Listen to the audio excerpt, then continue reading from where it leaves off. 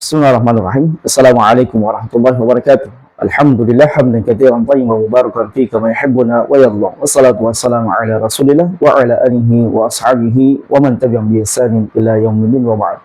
Ikhwan dan akhwat rahimani wa rahimakumullah. Pada kesempatan yang berbahagia ini sedikit kita akan membahas sebuah perkara yang menjadi banyak sorotan di antara kaum muslimin.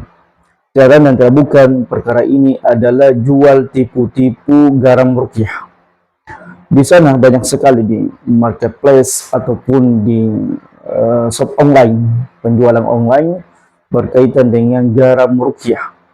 Dan tidak main-main, jangan terlalu jala lalu omset daripada penjualan garam ruqyah ini hampir puluhan juta, ratusan juta, bahkan menembus miliaran.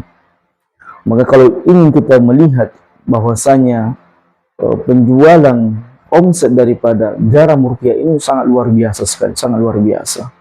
Namun yang kita sesalkan dan kita peringatkan kepada kaum muslimin untuk tidak menggunakan garam ruqyah tersebut. Karena kenapa zaman Allah Subhanahu wa taala ternyata penggunaan garam untuk meruqyah ini tidak ada pendalilannya dari Quran dan Sunnah Nabi alaihi salatu wasallam. Kalaupun ada di antara para ulama yang menggunakan atau membolehkan penggunaan garam tersebut, maka sebagian para ulama mengatakan pendapat ini sangat lemah karena tidak ada dalil yang kuat dari Quran dan Sunnah Nabi SAW yang menunjukkan akan hal tersebut. Seperti di antaranya Syekh bin Baz ketika beliau ditanya tentang penggunaan milh, penggunaan garam untuk meruqyah sebuah tempat, sebuah misalnya tempat usaha, rumah dan sebagainya, maka beliau menyarankan untuk tidak melakukan hal tersebut.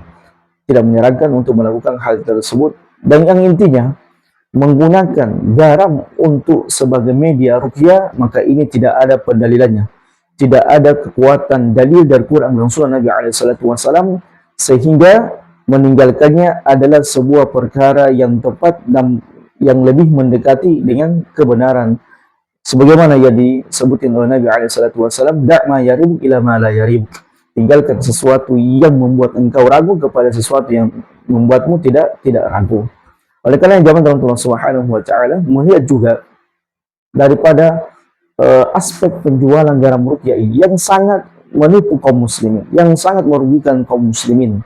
Ya, yang tadinya garam mungkin harganya 10.000, 15.000 satu kantong, kemudian dijual sampai 150.000, 200.000, bahkan untuk melariskan penjualan garam tersebut, banyak di antara penjual-penjual yang menipu kaum muslimin dengan mencantumkan overclaim, dengan menuliskan garam tersebut bisa menyembuhkan berbagai macam penyakit tertentu yang tidak ada sebabnya, bisa menghilangkan kesurupan, bisa menghilangkan gangguan jin dan sebagainya. Ini overclaim yang mungkin zaman dalam Allah Jalla Jalaluhu, orang yang melakoni bisnis garam tersebut adalah orang yang tidak paham tentang ruqyah, orang yang awam, orang yang tidak memiliki kapasitas berbicara tentang ruqyah.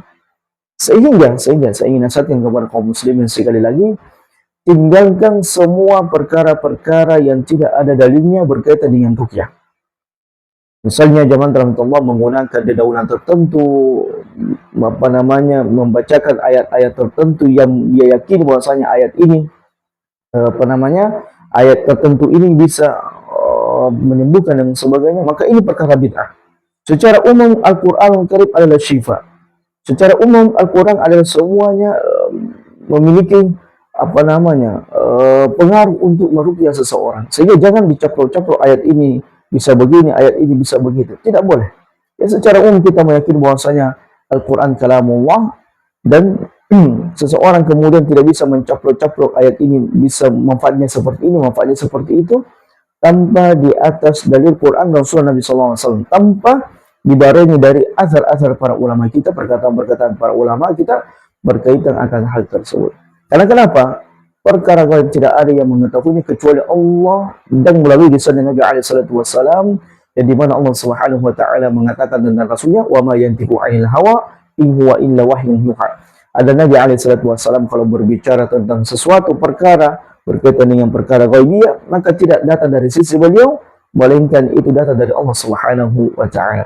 Jadi kalau ada orang menjas atau mereka mengatakan bahwasanya garam tersebut atau sesuatu tersebut, makanan dan minuman tersebut bisa begini, bisa begitu, bisa menjauhkan dari sihir, bisa menyembuhkan dari penyakit ain, maka jangan pernah percaya perkataan-perkataan mereka sampai mereka bisa mendatangkan hujah dari Quran dan Sunnah Nabi alaihi salatu wasallam. Sebagaimana Allah Subhanahu wa taala mengatakan, "Qul hatu burhanakum in kuntum shadiqin." Datangkan hujah-hujah kalian apabila kalian benar-benar orang-orang yang jujur dalam perkataan tersebut. Maka semua perkara dalam agama ini sudah dibahas oleh Nabi SAW. Tidak ada sebuah perkara yang kecil yang bisa mendatangkan manfaat dan bisa mendatangkan manfaat dan mudarat kecuali Nabi kita SAW telah menjelaskannya. Apatah lagi garam ini, ya? Garam yang mungkin harganya 10.000, kemudian dijual di marketplace dan di media shop online yang lainnya dengan harga bisa berkali-kali lipat. Maka ini pembodohan dan penipuan. Pembodohan dan penipuan. Sehingga kaum muslimin jangan mudah terpercaya dengan jas-jas seseorang, dengan pengakuan-pengakuan seseorang. Apatah lagi zaman rahmatullah kalau kita ingin melihat para penjualnya ini ya berkurun tapi tidak syar'i, ya. Mereka hanya ingin mengambil keuntungan dari kebodohan kaum muslimin yang tidak paham akan sesuatu.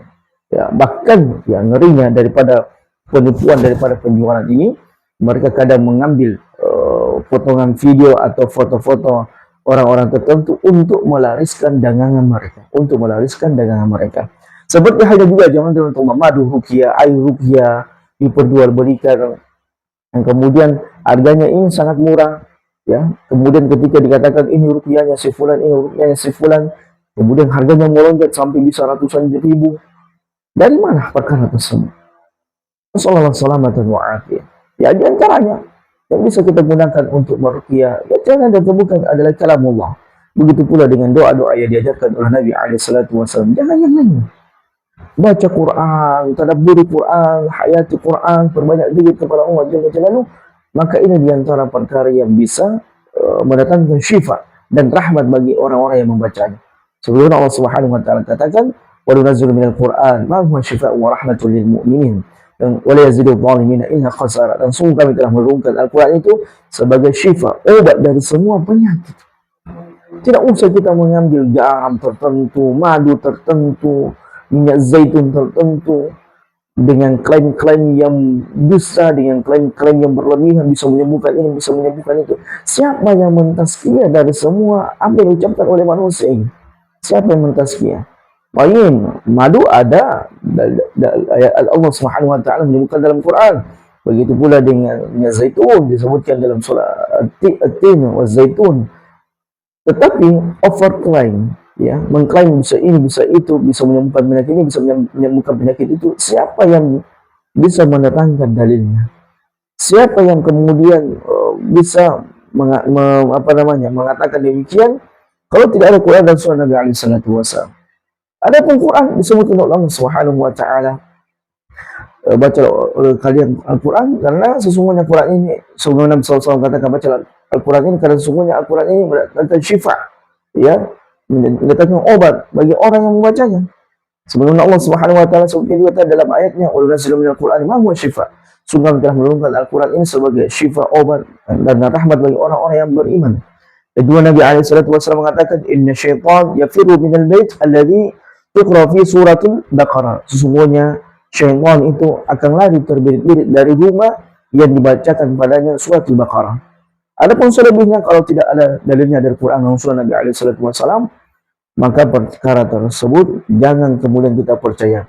Jangan mudah kita tertipu dengan jualan-jualan klaim, overclaim yang sangat menyesatkan dan sangat menipu bagi kaum muslimin.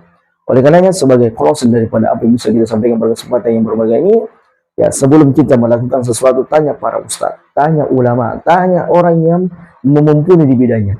Jangan kemudian kita hanya banyak melihat iklan, banyak kemudian orang-orang mempost yang mungkin mereka ini adalah orang-orangnya sendiri yang memberikan postingan-postingan positif berkaitan dengan garam-garam tertentu atau obat-obat tertentu atau madu-madu tertentu yang sudah diruqyah, katanya air-air yang sudah diruqyah, dan kemudian kita tertipu percaya. Jangan.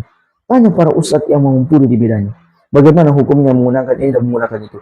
Dan jangan sampai kita sudah mengeluarkan banyak uang, mengeluarkan banyak tenaga, kemudian hal tersebut sebenarnya tidak mendatangkan manfaat kepada kita, kepada kita, kepada diri kita sendiri, dan bahkan merugikan kaum muslimin yang lainnya. Barakallahu fikum wa jazakumullahu khairan. Wassalamualaikum warahmatullahi wabarakatuh.